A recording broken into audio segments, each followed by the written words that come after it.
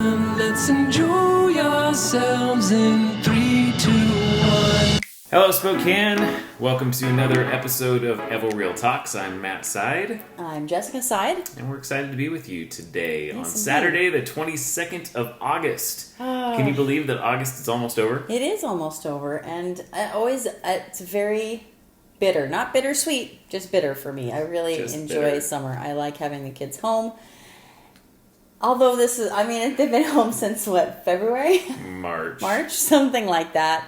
It's been a while, so it's been a long summer. I've enjoyed this summer, and it has been a hot one. Holy Lord, super the last week or so, my God, 102 or whatever we had. It's amazing. In the evening, I can lay out on the hammock, and it's like super warm, and I love it. I will say, though, the other day, not when we had the huge heat wave, but I can tell when I get up in the morning, it's now darker than it usually is, and the sun hasn't come up, and it's kind of that coldish, cool fall feel. Interesting. So He would know, I would not, because he gets up at an ungodly hour. The sun is always up when you wake up. That is, I try. Well, except for the winter time, then it's not. But I just sleep into the same time, just kind of every day. I just kind of keep it very consistent. Consistency, that's important. It is important. Well, we've got some real estate stuff for you today, but Jessica wants to start us off today with a little bit of history, as yes, often she does. What are we going to learn today, Jess? Well, we are going to talk about baseball. I decided this is usually the time of year when people and families are going to a Vista Stadium. What a crap summer. I mean, my God, we haven't even been able to play baseball or watch baseball. I know, and our family's very... So, for those of you who don't know, our son played baseball since he was 3. Yes, and tiny little guy, and this was his senior year, and he was going to be on varsity, and he'll be starting shortstop and second baseman. So it's a rough thing to lose all of that, but it does mean that we feel akin to baseball. I am in no way even close to an expert in this, but I thought it would be kind of interesting to find out about the Spokane history of baseball. So that's where we're going to start. I'm excited. So as the railroads started to move across the West, you had Midwestern baseball promoter John Sloan. Let's see why I got the Joan. Joan Sloan. John Sloan Barnes, he moved to Spokane in 1890 to help establish the Pacific Northwest League. So this comprised clubs from Portland, Seattle, Spokane, and Tacoma. So 1,662 fans showed up for the Spokane's first professional game. What year was this? Hold on. And even though they lost that game, their very first game, they actually went on to win the championship their very first year, which was in 1890. 1890. That was a long time ago. It was a really long time ago. And what were they called? They were the Spokane... Hold on. He's getting ahead of himself here. Hold on. In 1890s, professional baseball came to Spokane. They first played at Tickerham Park, which was northwest of Boone and A Street. Okay, so... Northwest of Boone and A Street. Okay. Yep. Okay, so this is in 1890. Then in 1901, the pros moved to Natatorium Park. I know, you guys, I have to say this all the time, and I always forget. Natatorium Park's field, which was at the end of Boone along the Spokane River, and they picked up their new name, which was Spokane Indians in 1903. But there's some history behind the name, which I think is kind of interesting. More history around the history? So it was a spokesman review contest. So they put out a contest and say, okay, we're going to name these guys. And the winner was actually Spokane Inlanders, which is kind of perfect, right? The Spokane Inlanders was the winning name, but the newspaper inexplicably changed the name to the Indians a few weeks later. So they did a contest. So they were the Inlanders? Yes, they won the contest and they were like, forget it. All right, that was a dumb name. Here were the other names that you were asking about, okay? The Bunchgrassers in 1890. Come on, you Bunchgrassers, get out there! So that's what they started out as. The Spokane Blue Stockings in 1901. and the Spokane Smoke Eaters in 1902. I don't have any history behind these names. I did not go into that. But if you could choose one of those names, Smoke Eaters. which one would you choose of the three? Oh man, of those three, Yeah. I'd probably have to go with the Blue Stockings, Yeah. hoping that they would end up being the Blue Sox, but Yeah, which they all did, right? Because they were all all stockings Yeah. until we started calling them socks. That's but right. The All right. I don't know, Bunchgrassers. Is Bunchgrassers. kind of for a bush league. Come on, y'all Bunchgrassers, get out there! That's perfect. So in 1905, new ownership moved them to a new field called Recreation Park, which is near Regal and Boone in East Spokane, which was just a few blocks away from the Spokane Interstate Fairgrounds. The fairgrounds, which I'm going to do something about the fairgrounds at some point real soon. Yes, we do. That opened because the fair's going to usually. That's right. It's going to be. Comes That's right. up in Yep. September. That's right. So that was in 1901. So Recreation Park was the first ballpark in Spokane to have a grass infield and an outfield fences at 400 feet, which then limited the home runs that we had. Baseball's popularity boomed, and the grandstands at Recreation Field were expanded to 7,000 seats, which is pretty big. Now, between 1921 and 1936, the interest in baseball waned in Spokane, and so we had no professional team for 15 years. Oh, wow. Yeah. Then in 1937, the Indians resumed play at Ferris Field, which I was like, where is Ferris Field? I actually had no idea, and I looked that up, and that was west of where Playfair was. Playfair, for those of you who don't know, was a racetrack that we had here in Spokane, which is also in the same basic area that we're talking East Spokane.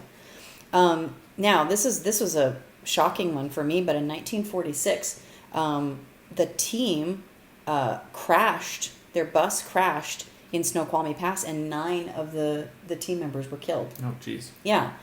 In 1958, the Indians began to play at their current home, so they have been at Avista Stadium since 1958, and it could hold 9,000 fans and has one field of the wait, hold on. It can hold 9,000 fans and has one field of year 16 and year 8. What in the world is that supposed to mean? I don't know, but it has 9,000 fans. Go, you Bunchgrassers! Come on, get out there!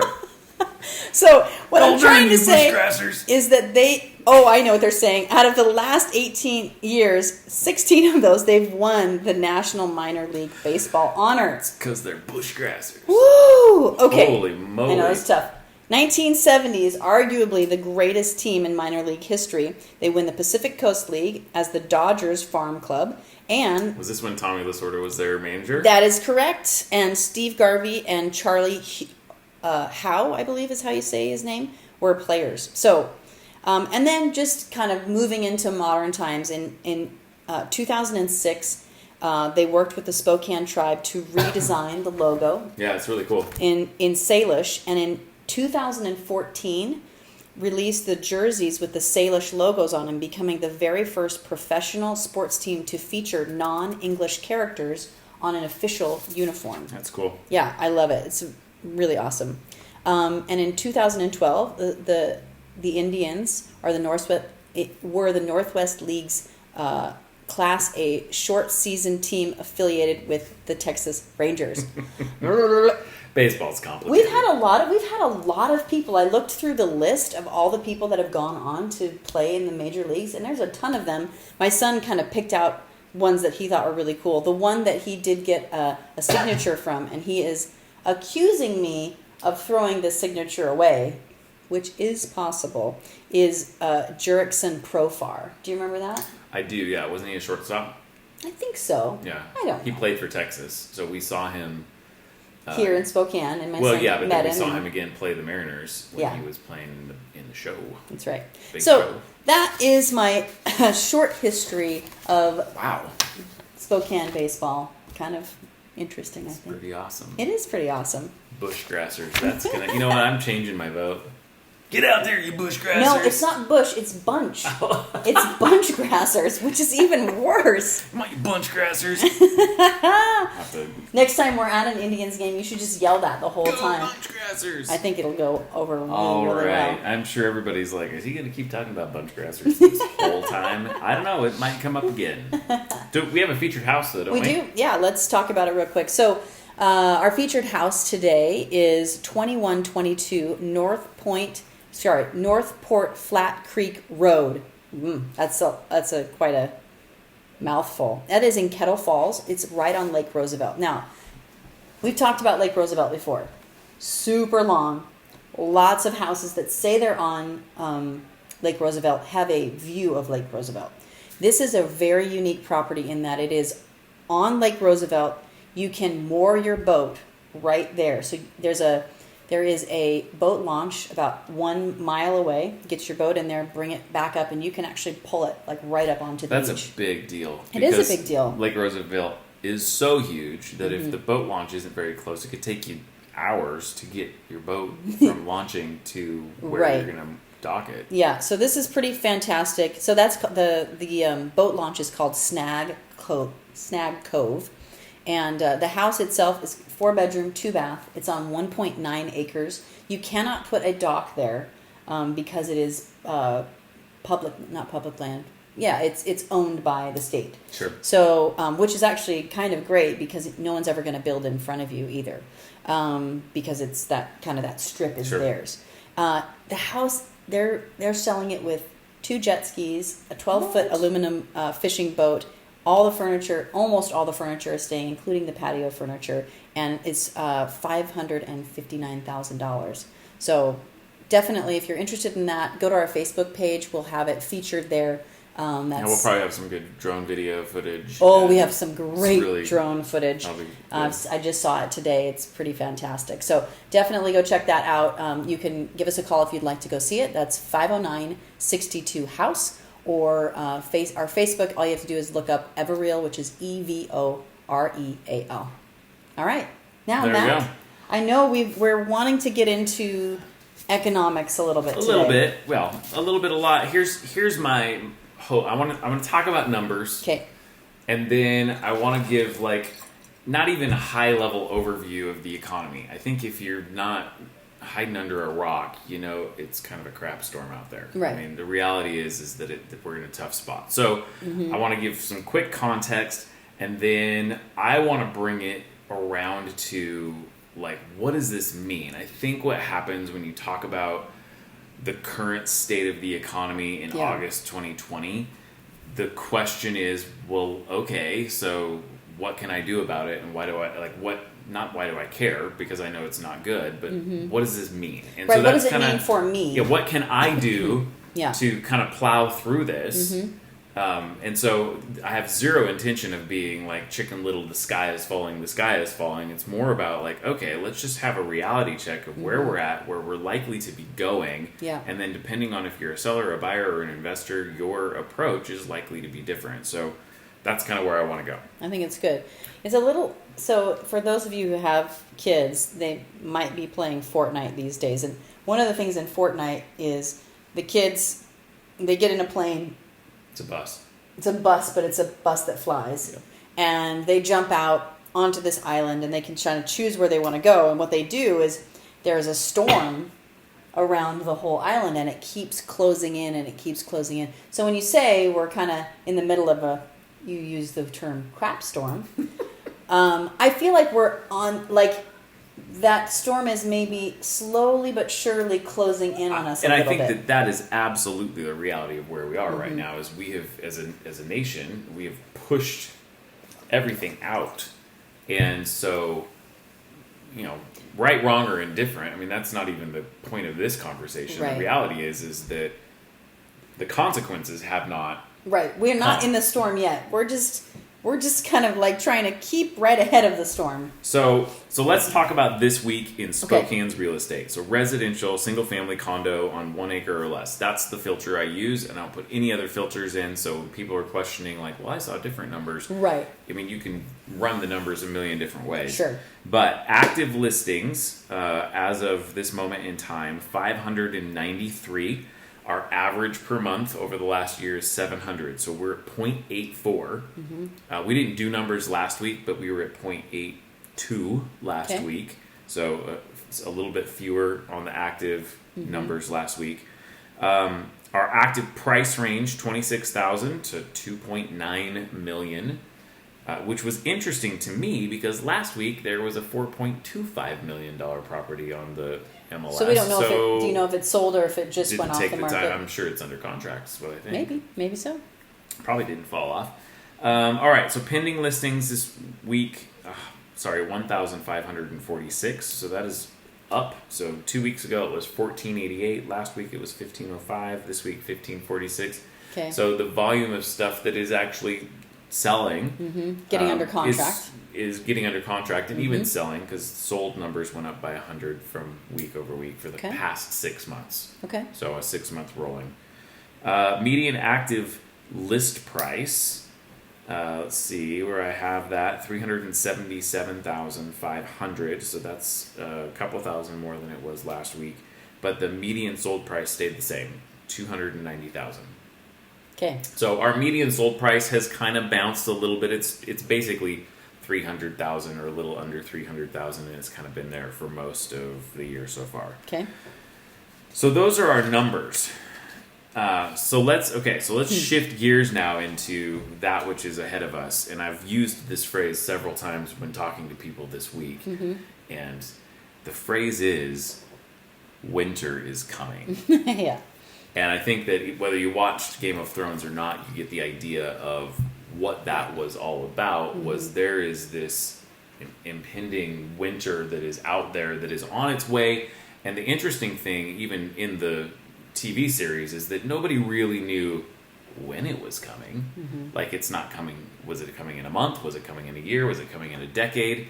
And so I think that's the challenge when you're in this moment of wondering, well, maybe we dodged a bullet. But I again, not trying to be the doomsday sayer, but I think the reality is, if you ask anybody that has any economic perspective, winter is coming in some way or another. So let's just basic economic outlook and overview. So in the last week, jobs had a small blip up last week, not our current week that we're in, but the week prior. So we dipped below $900,000 or 900. We're talking national numbers. Yeah, national numbers right now. Okay. As a nation, we finally dipped below 1 million new unemployment claims for the first time in 20 weeks, I think it was. Okay. Today, or Thursday, so we're recording this on a Thursday. Today, it went up to 1.1 million. So week over week, we had 200,000 more that were filed. So we kind of regressed a little bit. Restaurant reservations went down slightly week over week, so that's not a good thing. Retail foot traffic deteriorated slightly week over week. Projected economic growth went down week over week. So things aren't good, as we said at the beginning, right? And I don't think anybody's arguing that that's the case. And of course, the economists are trying to figure out what shape or letter they can identify this thing with. Here's the newest one. Okay. So we had. So hold on. Jessica's always like, "What? Why are you talking about letters? How about an A? Give me an A." Well, they might have said an A, but so we've had V, which is like, so it's literally saying the economy went way down and then went shoot right back up. Way back up. So. The idea is, if you're looking at a graph, right, of down and up. Yes. And then there's the U, which is down really hard, and then it kind of slows and plateaus, and then it slowly starts moving up, and then it shoots back up. Right.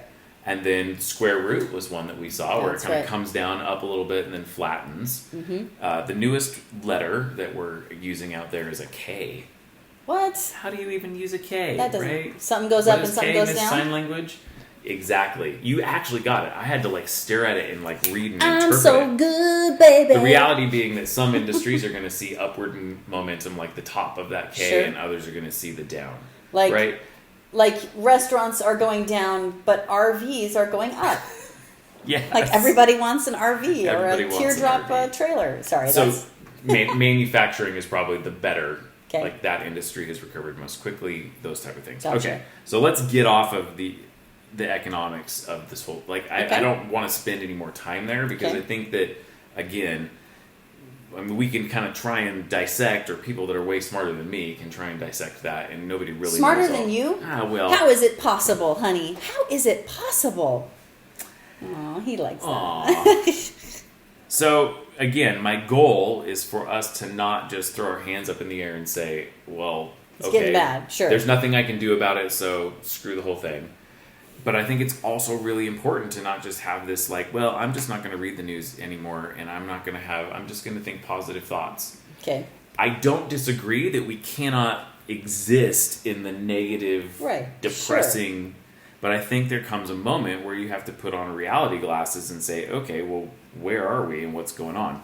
And so I want to take a look at the Census Bureau started in May, started to take a survey of consumers. And they had 5 basic questions that they asked consumers. And I want to really quick touch on those, and then I want to focus in on the one on housing. So basically, the question was, what percentage of people had a loss of employment income since March, right? The next one was what percentage of people that they were surveying expect to lose employment income in the next 4 weeks because of the coronavirus pandemic. The next, after that, suffered food scarcity because of the coronavirus, delayed their medical care because of the coronavirus was the 4th one, and then the 5th one was, are you experiencing housing insecurity because of the coronavirus? And that meaning that they're not confident that they can make their rent or mortgage payment on time if they're housing insecure. Okay. So I'm not going to go through all these percentages. If you want to know those percentages, I will give them to you. You can call me or email me or text me or however you want to get a hold of me. What I want to focus on is the housing piece of it, because up until this point, housing has been this beacon on a hill and a bright shining light in our economy, and it's everybody's, especially if you own a home, everybody's excited about it, and the market's awesome, and that's what you hear. Yes. But the statistics came back, and this is the week of 7/26, so July 26, a couple weeks ago, because they're delayed results that come out. 20.2% of people in Washington were housing insecure, saying that they did not feel like they were going to be able to make a rent payment or a mortgage payment. 20% is a very large, freaking huge number. Huge number.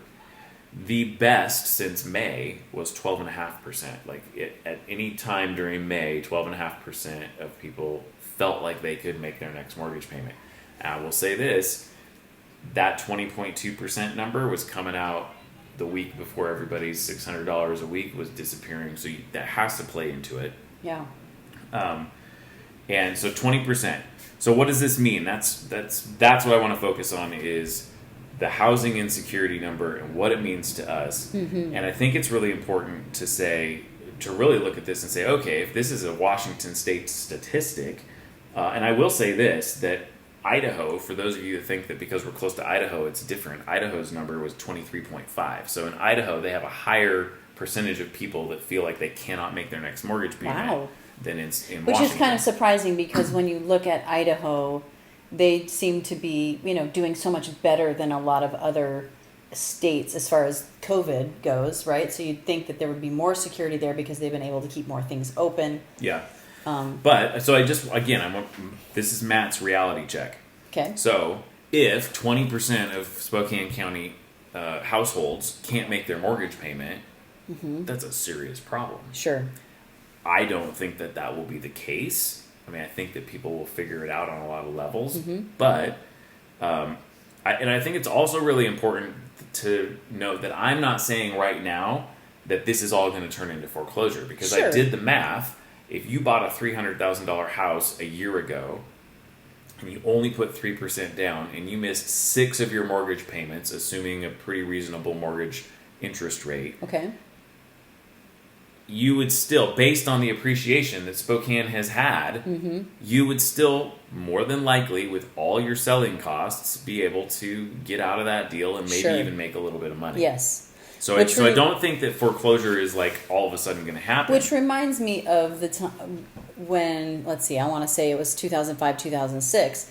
That was what was happening, is that people were getting, if they had trouble, like something, they lost their job, whatever, and they were in foreclosure, but they could turn around and sell that house because they had been able to get appreciation pretty quickly. And so it wasn't a big deal. It was like, okay, I'll just sell my house and move to an apartment or move someplace else, or move in with my parents. It's when the market changes. And what will potentially Stops happen? doing this. What will potentially happen? Again, there are 213,600 housing units in Spokane. 63% of them are owner occupied, and 37% are tenant occupied. Okay. A 20% number of the owner occupied houses is almost 27,000 households or homes. That's a lot. So like I said, I'm not saying that we're going to see 20% of people throwing their houses on the market all at once, but I just want to give a moment of perspective, because right now we're at 0.83 or 84, whatever I said, under 0.9%, under a month. Right, of inventory. Mm-hmm. For us to go from 1 month of housing supply to 12 months of housing supply, all we need is 3.8% of the houses in Spokane to go on the market. Okay. So if 20% of people are housing insecure, right, we need fewer than 4% of people to be in a situation where they're like, oh crap, I need to sell my house to get out of this. And guess what happens when the market gets flooded with houses on the market? Property values don't keep going up. They do not. They don't even stay flat. They start to go down a little bit. And because so, it becomes a buyer's market. Because so they just shift the to same a buyer's thing. market. Right, when you're in a seller's market, sellers get a premium for their home. When you flip that and you get a buyer's market, now the buyer is getting a deal. They're going, I'm sorry. Now there's 15. 10, that's right. I could buy 10 of these properties. You should be so lucky that I buy your property. That's the difference. That's the difference. So, again, what I'm trying to do is give perspective that the likelihood of a market shift happening, even if the shift is just from a seller's market to a balanced market to a buyer's market, is extremely high. Yeah. Nobody is doing anything in the bank world right now because nobody can get evicted. Why in the world would I spend thousands of dollars on a foreclosure if I can't even get the person out of the house? Everybody's sitting back and waiting. Right. So there's a whole unknown world out there of what's going on. So now this comes to where I want to bring it around to, what does this mean? And it means different things depending on who you are. If you're a seller right now, what this means is if you're thinking of selling, you should not wait until spring. No. I mean, that's just the bottom line. Yeah. Because in spring, it could be a buyer's market and you won't get as much. Now, if you don't need to, again, you know your world. Yeah. This isn't trying to talk you into selling your house. No, but if it's like you're thinking, something. no, I'm either going to sell this fall or I'm going to sell this spring, sell it freaking this fall. Like, sell it. Yeah. Buyers, don't buy just because you're desperate right now. Yeah. Make sure the property works for you. It doesn't mean that you're not going to buy a property between now and whatever the possible future is. It just means that you shouldn't settle. Right. Because you don't know what's coming Especially down if you the don't road. have to buy right now. If you don't have to buy right now, just take a breath. Take a minute. And especially if you think you're going to buy and then just resell it really fast, that's a really bad idea right now. It is, because if you look at, we have lost already this year in the gross domestic product of our country. It took 2.5 years from the middle of 2017 to the end of 2019 to get to where, like, how much we've already lost. So if we have that type of a growth projection, it's still going to take us 2.5 years for that economy to get back on its feet. Right. So time is where it's going to be at. And as far as investors, keep your eyes out for the unicorns that are out there. But again, it's back to the same thing. Don't settle. Take a deep breath. Don't buy emotionally. And wait. Honestly, yes, of course, there's good deals that are going to pop up, and that's why I'm calling them the unicorns. Because right now, I think that there's such a frenzy; it's not likely to find very many of them. And it's probably going to be a fixer, just in general. and then I think the last group of individuals that I want to speak to as we kind of wrap up here is if you're in the 20%. Like, if you're in that 20% that's not sure you're going to be able to make your rent or your mortgage payment, don't put your head in the sand. Yeah. Look for some answers and find some help and come up with a plan. And it doesn't mean that somebody's going to necessarily, or some institution can give you the money to do it. But if you plan for it Yeah. Maybe selling now is better than waiting until you're forced to sell because the bank has papers on your door and Right. now you get less money. Well, and you think about it, if you're being forced to, if you're having issues right now and you've got another 20% of people in the area that are also having issues, you're probably all going to kind of get to that place at the same time, Yeah. which means that's the problem, market, right? So, again, we may not be able to give you all the answers, but we would be happy to point you in the right direction. And if you're the 20%, walk in, just start moving forward and don't Yeah. put your head in the sand. Make sure you're talking to your bank, like Talking to your having lenders, those discussions. talking to financial advisors, talking to people that can be mentors in your life. So, yeah, absolutely. so with that, I think we got to end. Yeah. And if you need anything from us, you can reach out to us. Find us on the social media at EvoReal, EvoReal, or you can call us at 509-62-HOUSE. Awesome. Thanks, everybody. Bye. Talk to you next week.